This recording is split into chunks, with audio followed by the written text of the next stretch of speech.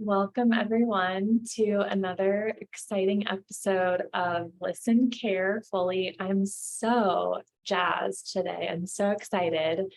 I have Joan Ifland here, and we are going to be diving into all things food addiction and how that shows up with children. So, a little bit about me, since this is our first time meeting, I work with children who are struggling socially and emotionally, who might have had adverse childhood experiences. And so, what we know with that is that sometimes they're more prone to addiction, and sometimes just with the nature of development and how kids are always pushing their boundaries, like learning no and learning that we don't always get everything we want is a big part of this. And I always see this show up when parents, see their children in distress or discomfort, and sometimes food is the medicine. Food sometimes is that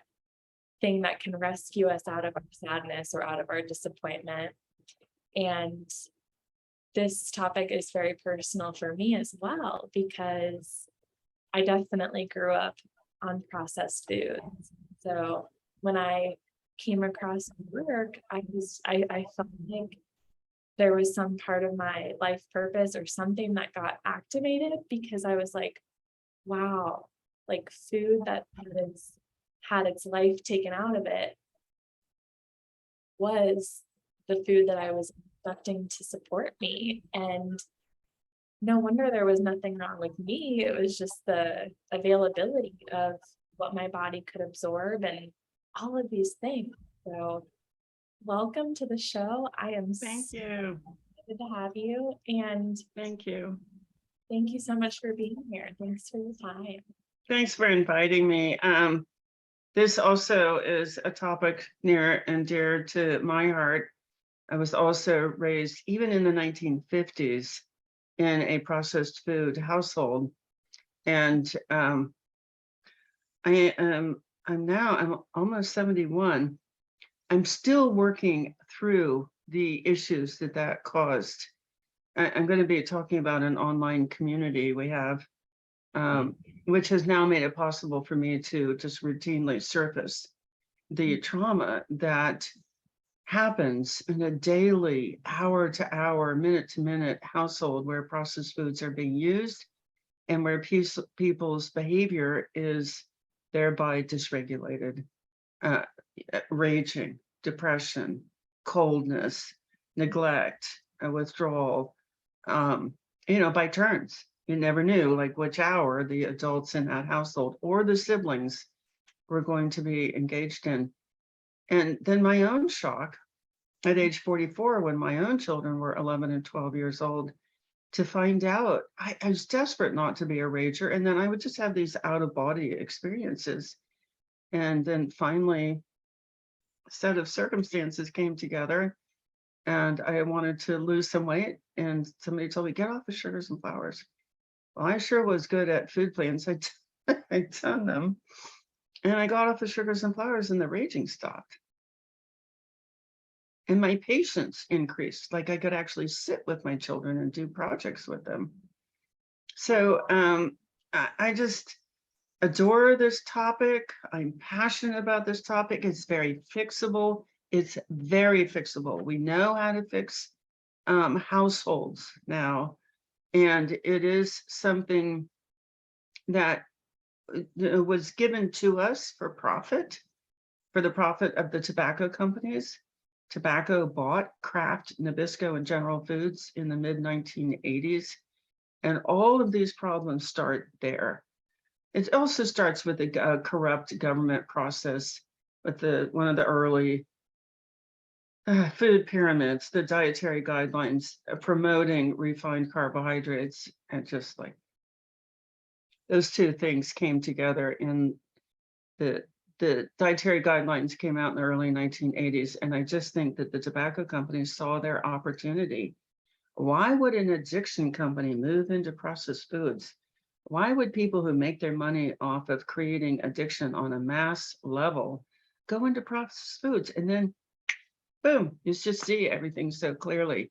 So households have been invaded by these processed food companies, specifically aimed at addicting children. And we have the internal documents from the tobacco companies showing how just meticulously and viciously they took the tobacco addiction model and applied it to sugar for children.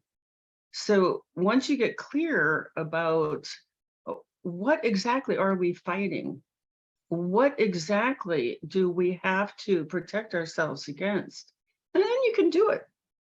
It's when you get all this muddled, confused weight loss, um, advice that things become impossible and people give up. Yeah. But when you have precision targeting, and you know what to do, you can do this. I just want every listener, every viewer, everyone in your community to know this is doable.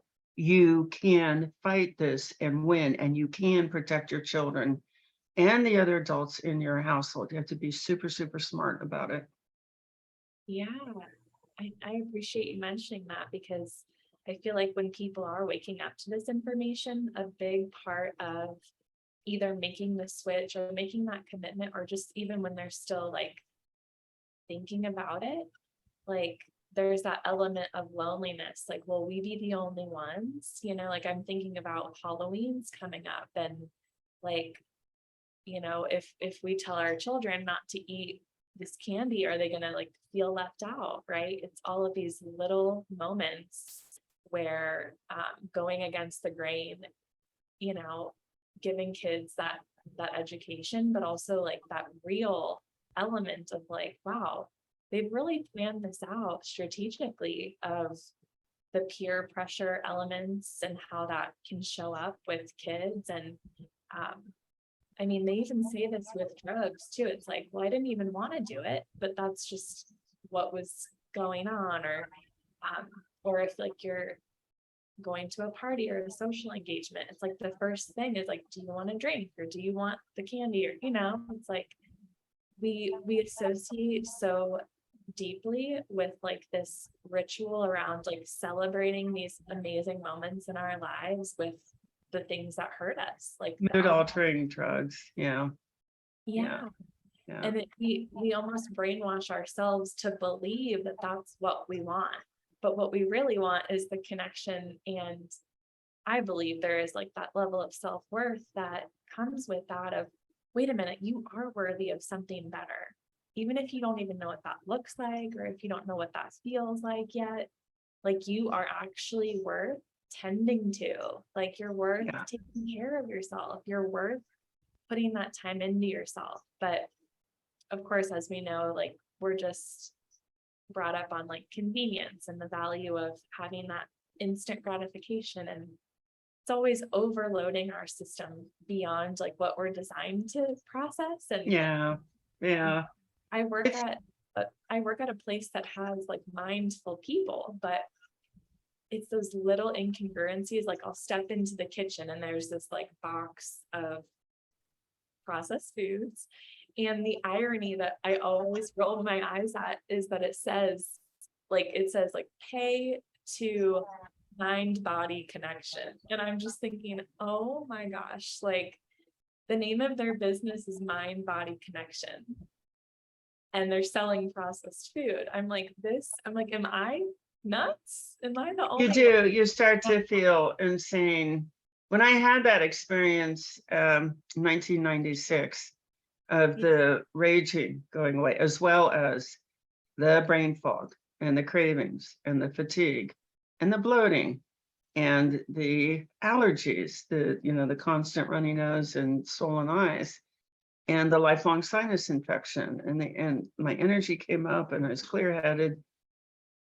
Mhm. I did join a 12-step group, Food Addicts in Recovery. And I remember going there. It was a once a week meeting. It was before the internet. And I would walk into that room, and the thought that came to my mind was an oasis of sanity.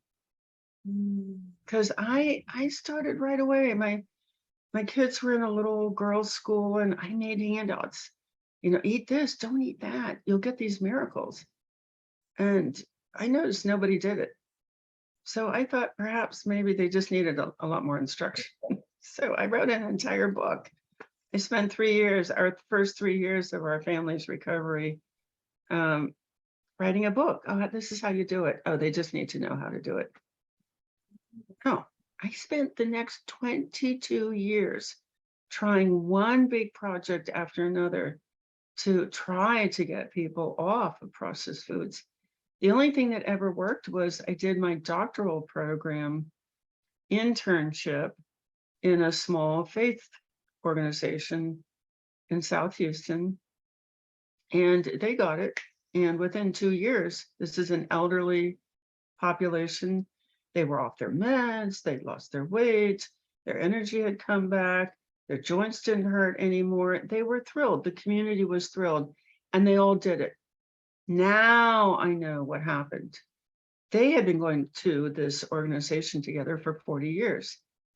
There's an urge to belong that's paramount. It dominates the human brain, and you were just talking about it. And the industries use it against us to buy their products. They show us people using the products, and then the urge to belong kicks in, and you want to use those products too. I want to be with the cool kids who are smoking in the parking lot of my high school. So that's why it worked. But that was the only thing that worked over 22 years until I wrote the textbook. You just mentioned that. Again, another 3-year period full time looking at research, putting together the research studies like you would put together a big jigsaw puzzle. And finally, the picture emerged. At this point, it's a severe addiction. There's a whole range of substances that are being sold to us as if they were food. And we've been deeply traumatized by having an addiction and being surrounded by and raised by people who had this hidden addiction. So the 22-year drought on successful projects came to an end January 1st, 2018, when I put my first full day program on Zoom. I had a daily phone call before that, which was not nearly enough. That was also not effective. A daily phone call was not effective. But at the end of that very first day, everybody, I got 10 volunteers from the telephone call community. They were all eating clean by the end of the day.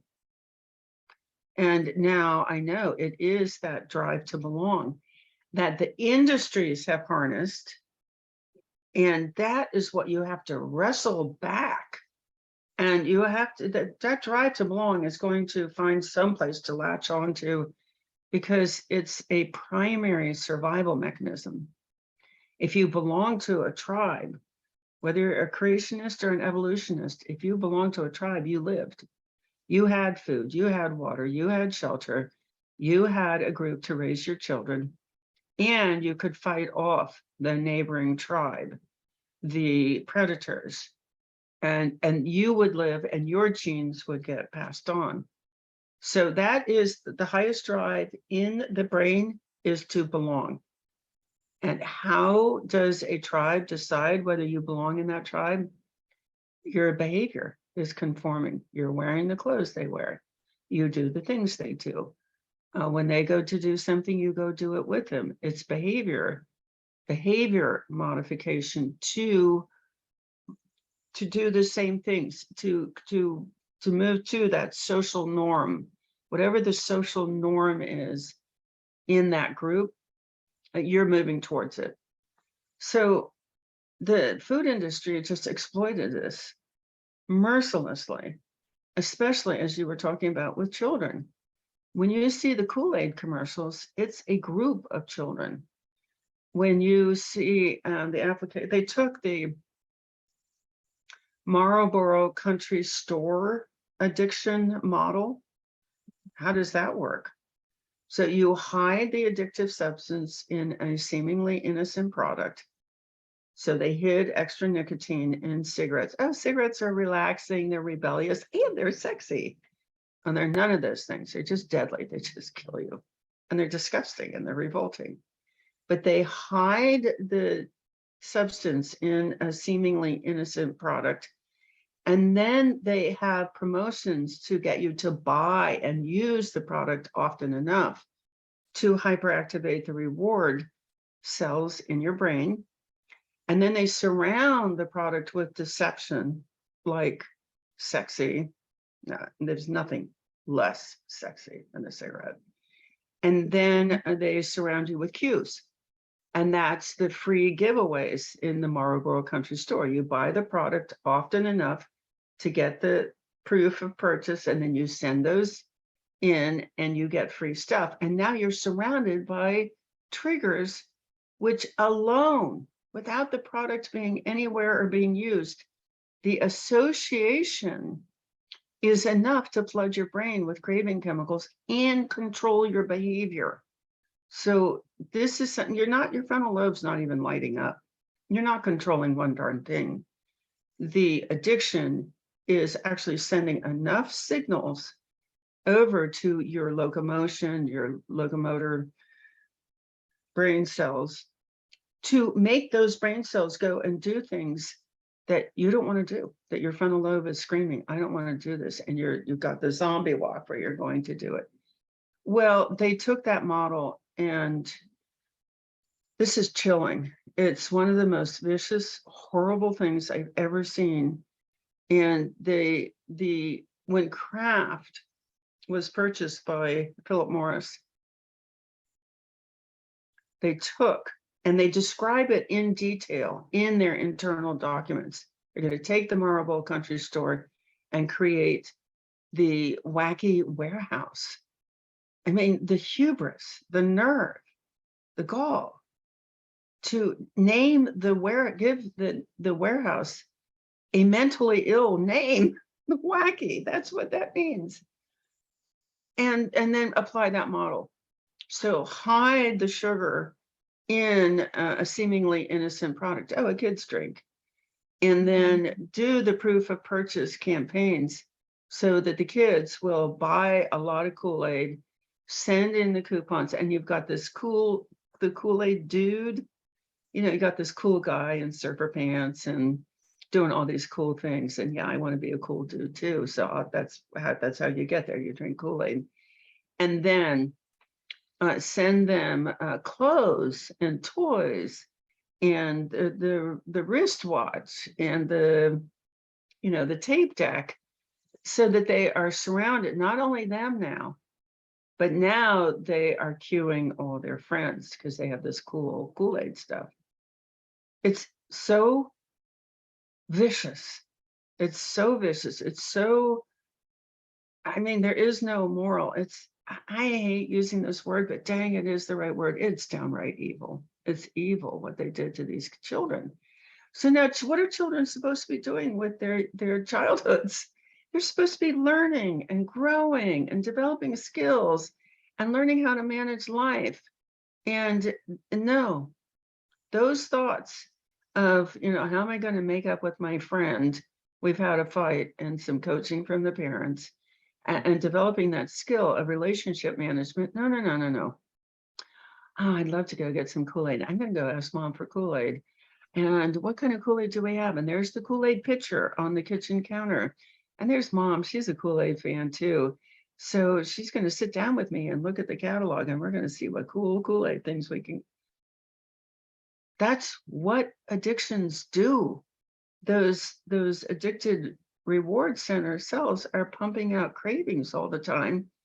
And we do have some of the first research done when we got the brain imaging technology.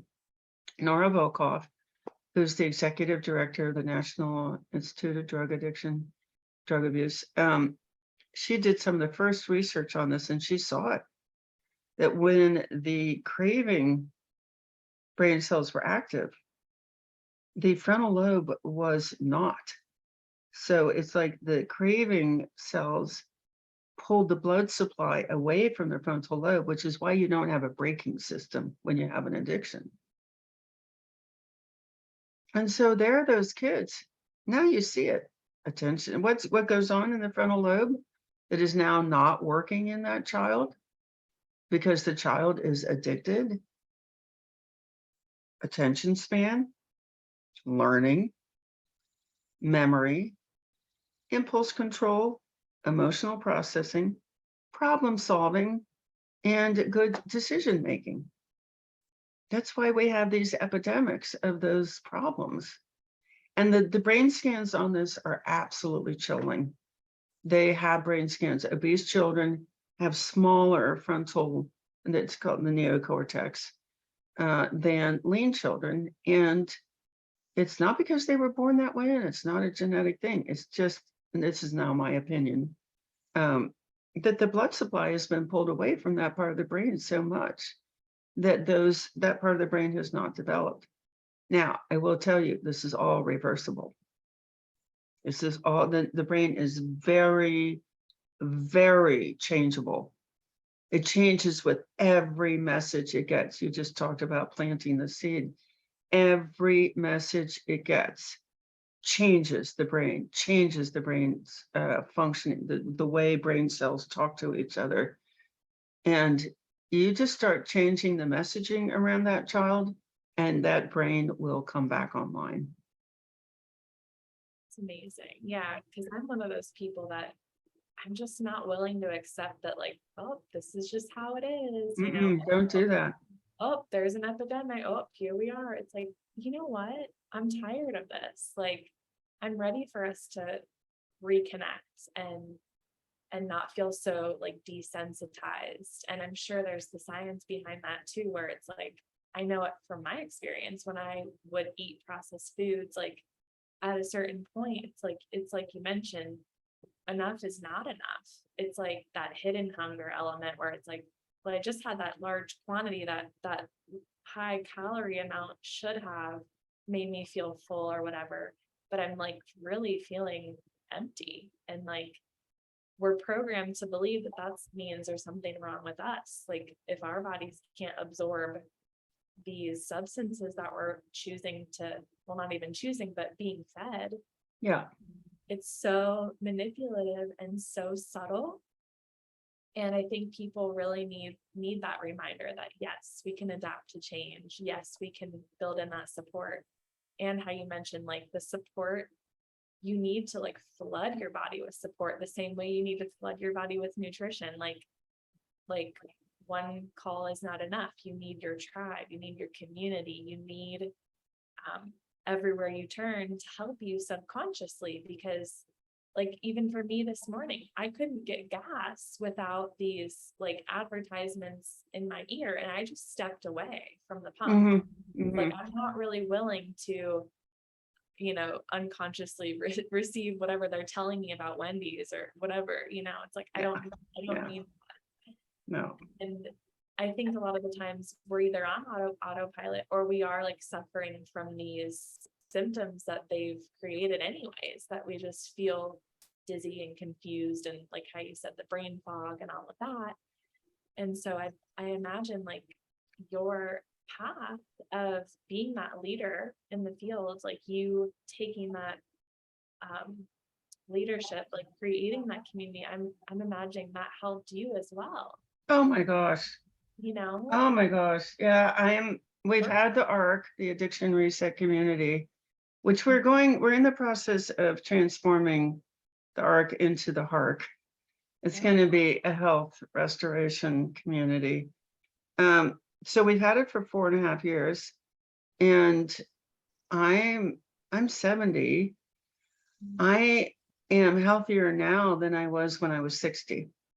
And that's been going on. I started giving up these toxic foods in my 40s. So at age 50, I was much healthier than I was at 40.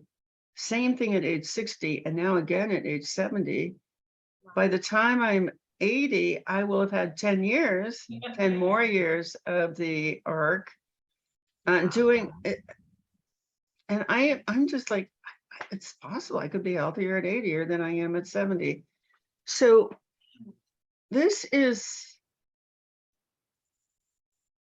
yes, I do my annual physical, just go in, the doctor, I try to get my blood work before I go in. Doctor looks at the blood work. Everything's normal again. And see you next year. I'm not on any medications. I had lifelong asthma from my childhood trauma. I realize now that's where it came from. And I put my asthma into remission this year. I don't have anything wrong with me. Occasionally I forget to eat because I'm so engrossed in what I'm doing. And then I'll have a really sick headache the next day, because now I know, I've learned that it's because my electrolytes get flushed out of my body. This is another one of my favorite topics. That we're at the other end of the age spectrum here with your topic, but people think that the progression, the deterioration from processed foods is due to aging. It's not. It's due to the processed foods. You get off the processed foods and you have added 20 years to your life. So I want to go back to something that you just were describing. I'm writing a paper about this now, and I finally came up with the image. There's a capabilities gap. So as so tobacco came into processed foods in the mid 1980s, we got brain imaging technology in the late 1990s. And all of these corporations now, they have their own MRI machines, they have their own addiction scientists. Their assignments, these scientists, these are PhD neurologists. Their assignment is to make the products and the marketing addictive. It's blatant, it's clear, they're not even trying to hide it. These are addiction scientists, and they are hired by corporations to change the structure of your brain. So as the corporations got ever more expert, the internet came along. And as they became expert in using the internet, then screen addiction, which is a real thing, it was created by a scientist, an addiction scientist at Stanford, BJ Fogg. It's called persuasion design addiction, screen addiction. It's addiction to the dopamine hits that you get from interactions on the screen. So now these addiction scientists had the pathway, the channel, the delivery system for nonstop messaging. When we got our first TV in the 1950s, I don't know, there was sometime in the evening it turned off. Like that was that long ago. But the national anthem would come on, the flag would wave, and your screen would go to what we called snow.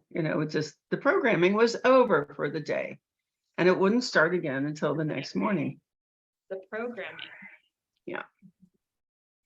Well, we don't have that anymore. It's they can get into our household, and people say, well, I don't watch the advertisements. That's not where the damage is being done.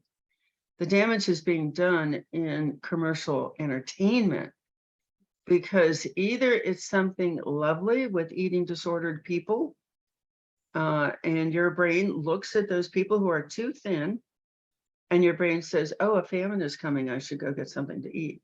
I should start looking for food. Or it says, oh, those people are skinny, well, I should be skinny too, which totally panics your fear of famine brain.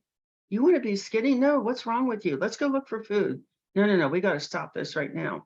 We do know that dieting and fasting precede eating disorders and weight gain.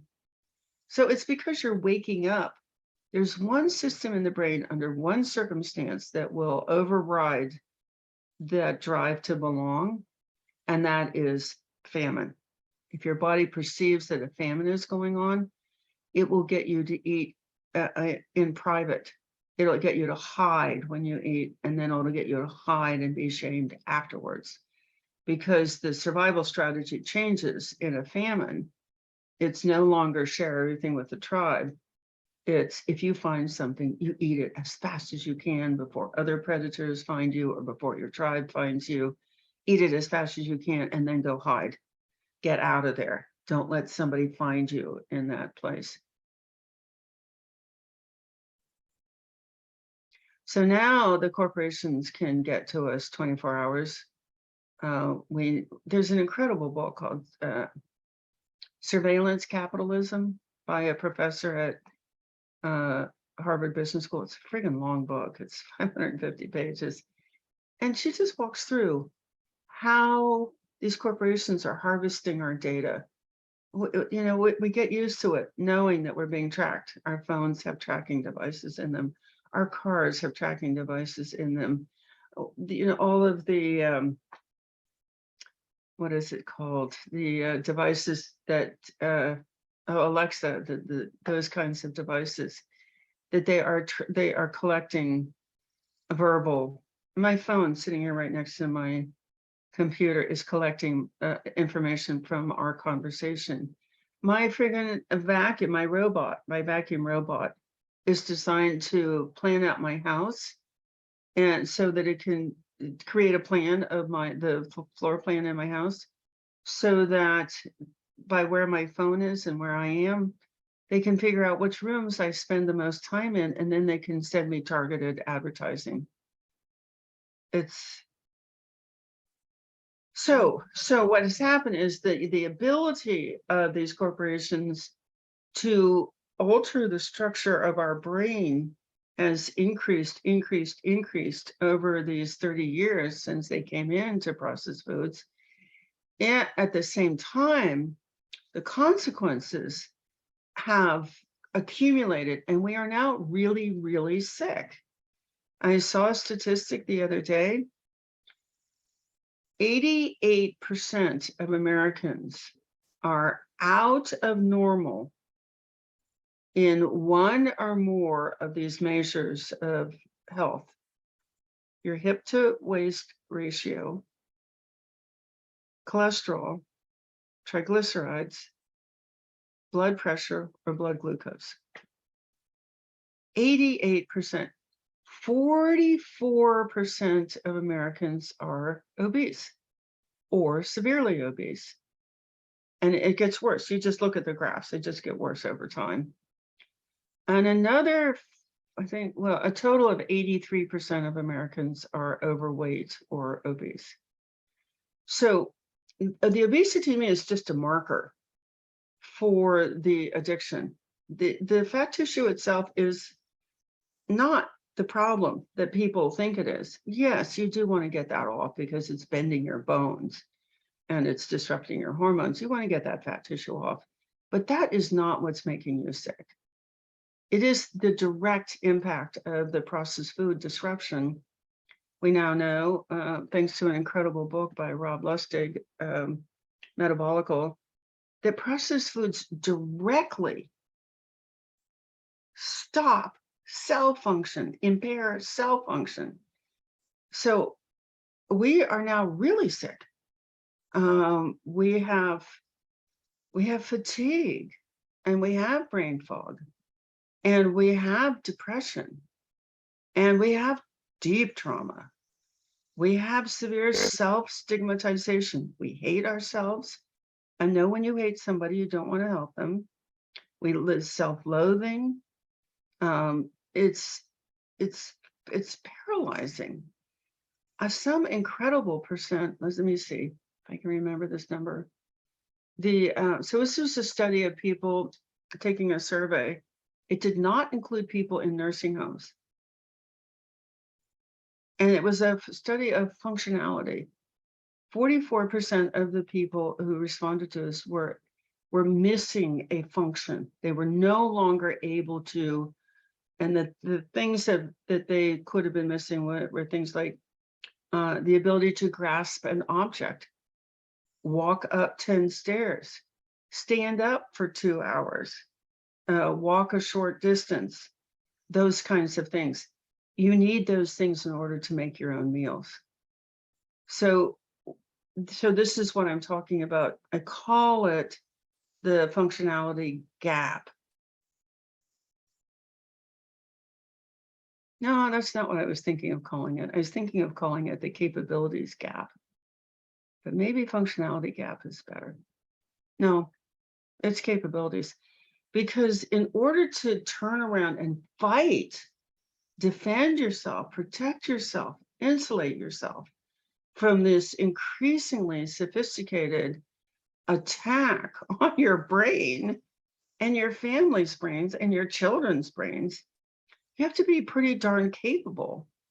A lot of what we do in our online community is teach skills. Because remember also, I grew up in a household where I didn't get life management skills. I didn't know even what relationship management might be.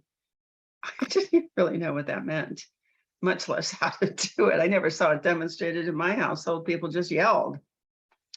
And thought control skills and emotion control skills and behavior control skills and planning and the decision making. So you're getting all these skills at the same time that your frontal lobe is starting to get blood flow, and it just works. But it's an iterative process.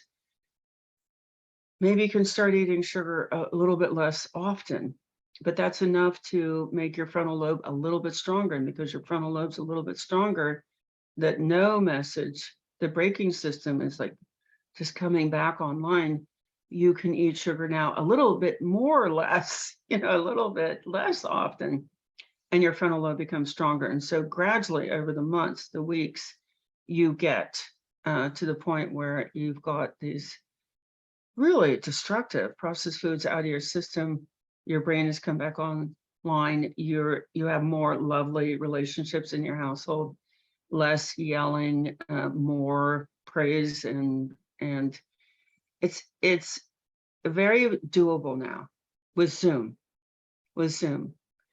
Our community now operates, we have live trained peer support available 17 out of every 24 hours.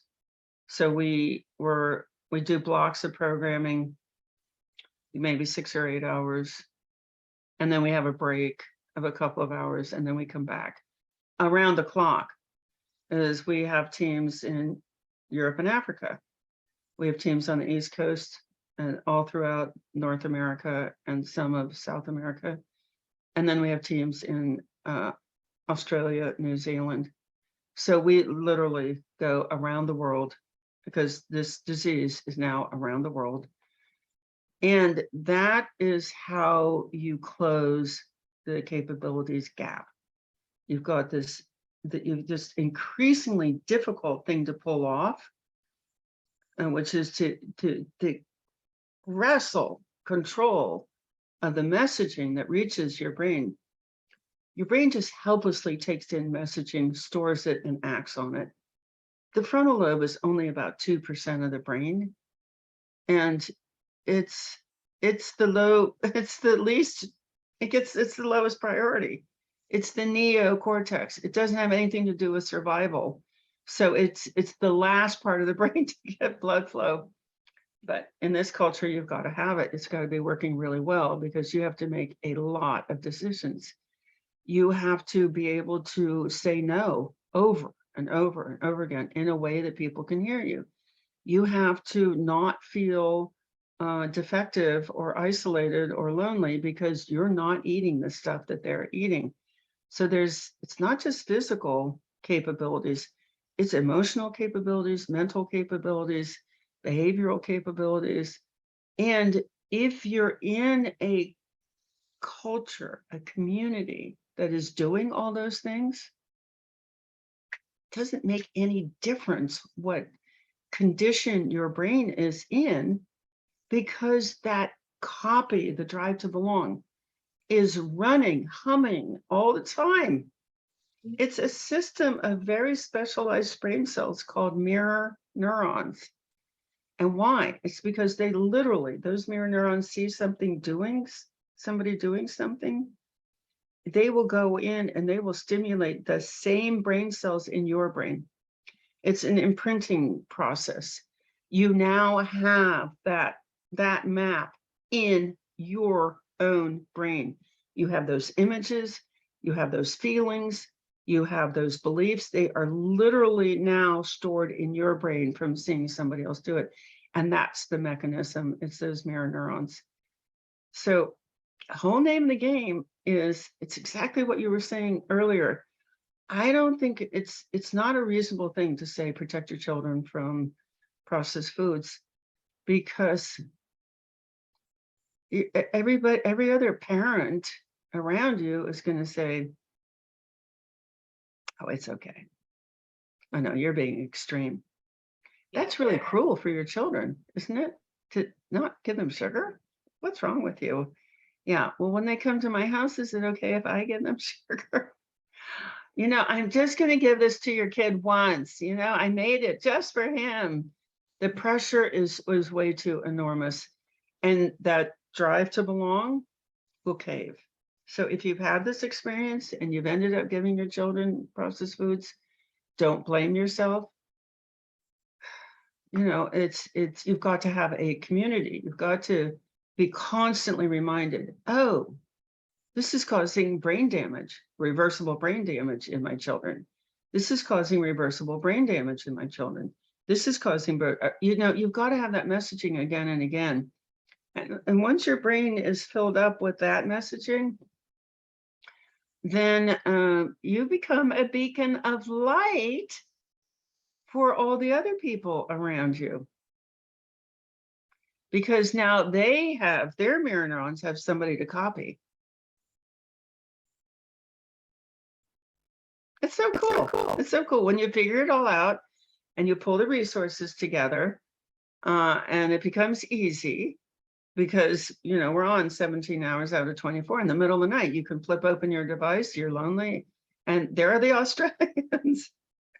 Good day, mate.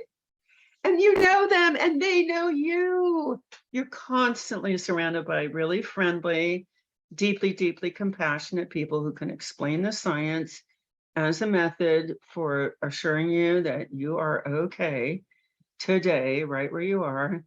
And you have answers inside of you, and you are powerful, and all the messaging that the culture does not want us to get, because then we would make our own decisions and we wouldn't be, automatically falling prey to these commercial messages and buying stuff.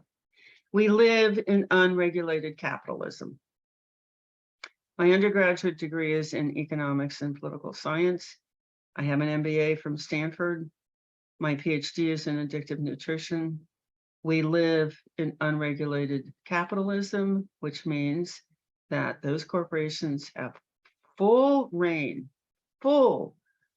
they can blast you full on with messaging and chemicals and products and programming that literally, not figuratively, but absolutely changes the structure of your brain. And now you can protect yourself against that. All right. I know I talked a long time. You are so kind to let me go on. Well, it's the passion coming through, and I know this to be true because I need to hear it again and again too. And I think about just how parents can reclaim their power and call their energy back to themselves. And rather than feeling that guilt or that shame of oh gosh, I'm like a product of this industry, because sometimes the grief cycle hits when we wake up to this information of how did I not know, or how did I not trust my gut? Well, your gut wasn't in the place for you to be able to trust it. So let's clean that up, and it is the opportunity to figure out oh, what do I want versus what do others want for me? And that is a really big part of the work I do too with working with kids, because kids are always and consistently funneled into these channels that their parents decide for them. And so when I'm working with emotional tolerance, right?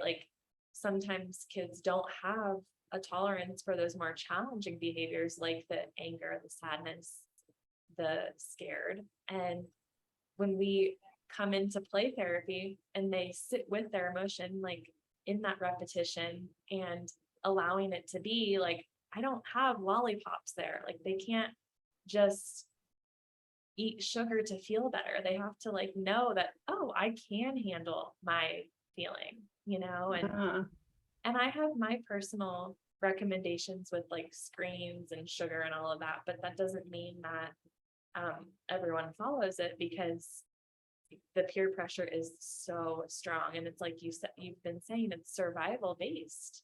It's no wonder that we give in, and what a gift it really could be and really is to give ourselves that gift of our own executive functioning, our own decision making. Because back in 2017, I gave up alcohol and substances, and that took me about a year to be comfortable with being sober. Like it took me a year. I thought I was already like a bubbly social person, but the amount of anxiety that I experienced, that alone blew my mind. And over the years too, like, I'm now plant-based and gluten-free, and I'm trying the best I can to eat real food, but then there's some foods that do come in a can or in a package, and it's like, okay, I hope they're close to nature, or, they're organic. And so it's like, there's a lot of effort that's like put toward. Yes, a lot of decision making. But then there are still those moments where doubt will creep in, where it's like, am I crazy? Am I absolutely insane? And it's like, no, that's just literally the illusion. Again, the thickness, the fog, the smog of literally all of those efforts. Like how you said, people are being trained and educated on how to create addiction. Like that to me is wrong. If it's profit driven, you could see how people could be motivated by that. But for me, I'm here for something really different. I'm here to give kids their own power and allow them to make their own decisions and not. Well, hang on. Yeah. So allowing kids to make their own decisions is one of the mantras of the addiction companies, because they know that they have control over the addiction. They don't want an adult involved. They don't want an adult to interfere with their control over the reward center cells in that kid's brain.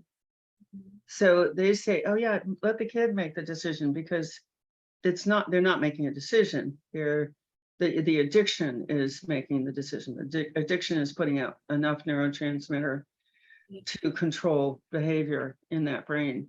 So I say, no, children are, you just think about somebody like Howard Moskowitz, Harvard PhD, experimental psychology of marketing. He's the one who went around to all the corporations and reformulated all the products to max out the amount of sugar, fat, salt you could put in the product before the consumer would detect it. And remember, that's step one: hide addictive substances in seemingly innocent products like tomato sauce. So once a child, now it only takes, so how long does it take for the addiction to set in? We have rat research, showing that rats will start binging on a sugar and chocolate pellet on the first day of exposure. A fat addiction takes a little bit longer. Dairy addiction, we don't have good data on that. But it's quick. So 1 month of a rat life is about 3 years of a human life. And so it's going to be a matter of weeks before that child is addicted. And if the child's mother is eating sugar while breastfeeding, that sugar is coming through to the baby. So certainly by the time that baby is off the breast, they're addicted to sugar if the mother's eating sugar. If they're formula fed, formula 52% sugar and corn syrup solids. So by the time babies are a couple of months old, their brains are, if they, I said this once to Rob Lustig, I said, it's they're addicted by the time they're born. So no, they're addicted at the moment of conception. Because if the parents are eating processed foods, all of the addiction genes are turned on at that moment of conception. So does that child have the ability to make a decision, to choose? Absolutely not. So you're asking a toddler or a newborn to face off against Howard Moskowitz. No, don't do that. Don't do that. Don't ever put that child in a position where where the addiction could appear to be that they're making the decision, the addiction is making the decision.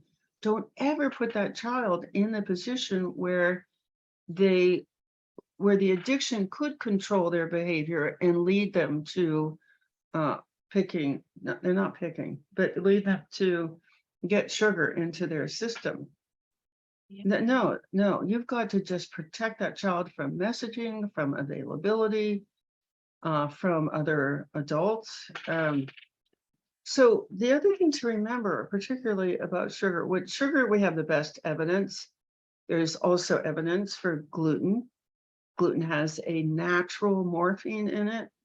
Mother Nature's so kind. It's not like, okay, you eat that so you don't die. No, you eat that. There are natural endorphins in edible plants and in fats, and not so clear about proteins. But yeah, you're getting a dopamine, serotonin, opiate, cannabinoid release, and different foods activate different pleasure centers. So it's one of the reasons why this is such a vicious addiction, because all of the pleasure centers are now addictive. Why do you do that? Why do you keep doing the things that you don't want to do? It's because all your pleasure centers are pumping out those craving neurotransmitters. They're all just running over to your locomotion, your behavior centers, and controlling them. So no, don't. You've got to really avoid. Now, here's the way. Let me just finish about the addictive, destructive nature of sugar. We have research showing that sugar is more addictive and more destructive than cocaine. So anytime you think, oh, I'll just let them have it this one time, you're thinking, would I let them have cocaine under these circumstances? No. So people say, well, how often could I give my children sugar? Anytime you would give them cocaine is fine. Yeah. So, all right, I know that's a little facetious. Isn't that wild? Like, well, what I was gonna say instead was like, instead of saying allow them to make their own decisions, maybe a better way to say that is like when I'm thinking of the work I do in the playroom, it's like when they are led to make their own decisions, what that's really showing is like, this is how you've been programmed versus like, this is actually your choice. So I love that you clarified that. There's a pathway. And what you do, and we do this with everybody in our community, is we attach pain to use. Okay, so we have this 5 steps to rebound from a relapse.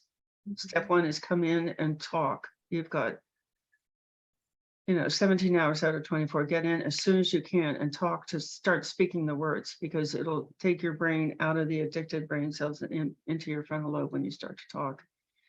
And then the next thing we do unpack it, what led up to it, what was the cueing. So this wasn't you, this was the addicted brain cells, but how did those addicted brain cells get so stimulated that they got control of your behavior? Oh, I had to talk to my mother-in-law, and then my boss did this, and then I hadn't had quite enough sleep, and then I had to sit at this business luncheon with this stuff on the table. Oh, okay. But then we attach the pain. Why? So we'll say, okay, stop, list out the pain. I wasn't able to sleep. I yelled at my husband. My joints were inflamed. I was in pain. I couldn't think. My brain fog was so bad because these reactions are pretty immediate. They'll start happening within 10 to 20 minutes, and then they'll persist for a couple of days. You've been poisoned. So why is that so cool? Why is that so cool? Because then you're harnessing another really powerful part of the brain, which is pain aversion. So if you look at that thing that used to say, you would look at the whatever, and it used to say, oh, that's yummy, I deserve that, and I've been so good lately. And so that's a vocabulary issue. It's a cue and a response. So I look at my car, I think the word car. It's a cue and a response. The trick is to look at that object and think, pain. That is the pathway to pain. That will hurt. That hurts me. This is why we don't put our arms around cacti. Don't put your arms around a cactus. Why? Because it will hurt. Don't pick up that item and put it in your mouth because it will hurt. And I'll give you a great example. My daughter, so one of the things I decided, my kids were 11 and 12 years old, to protect them, was they left the house every day with all the food they could possibly need until I would see them again. So they often had a breakfast and a lunch and 2 snacks. And off they would go to school. So they never had to decide between going hungry or having a toxic food. They always had plenty of food with them. So one day, my daughter, I think she was about 14, she gets in the car, I'm picking her up, and she says, oh, Mom, there was a pool party today, and there were these things on the table, and I couldn't resist, and I ate 2 of them, and now I'm so irritable, I can't stand myself. She attached the pain. And the likelihood that she would pick up those objects again just was like, no, that'll hurt. So you don't have to go with your children. You don't have to hover over them at school if you just attach the pain and no judgment.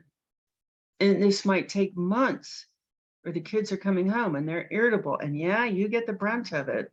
And you just think, that blasted teacher, why did she let my, but more and more schools are not allowing other parents to bring sugar to your children.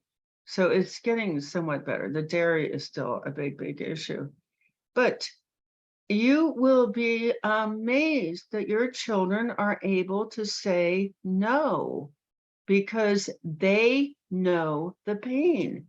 My very first, I had a little lay education practice where I worked with people. Very first client I think I ever had was the mother of a 2-year-old who'd already been kicked out of 4 or 5 nurseries for bad behavior, but she got it about the sugar.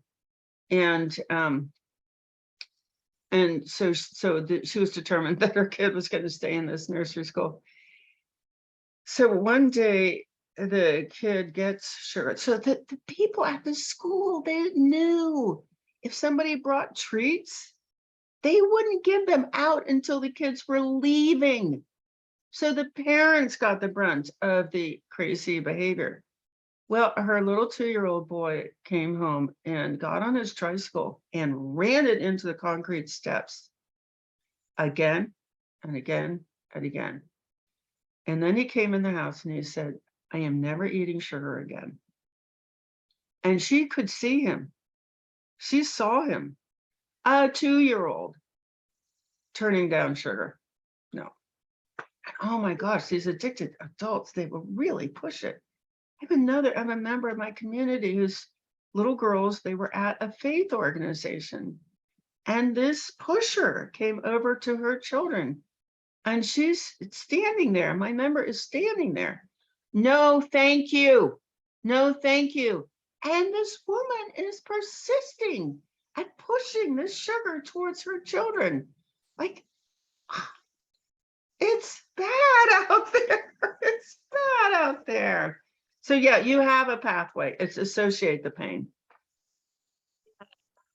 Well, I just want to say thank you so much for coming today. And the keys are just to be like as close to our nature as we can be, and Yes. our community, and have like our support built in, because we have a lot of work to do, but we only are in charge of ourselves. So that's kind of the empowering part, and knowing that we're more powerful than any of this garbage. Can I ask you a quick question? Would you ever consider creating a community out of the parents who bring their children to you? It's just Yeah. like even a once or twice a week Zoom meeting for them. Yeah, I think parents would really benefit from something like that. Definitely, They wouldn't definitely. be alone in it anymore. Yeah. Yay. All right. Well, thank you so much. I know I talked a lot, but oh my gosh. Well, I'm so glad, because, and where can parents find your email list? How can they get? Okay, so processedfoodaddiction.com. You can sign up for the free stuff. The community is foodaddictionreset.com.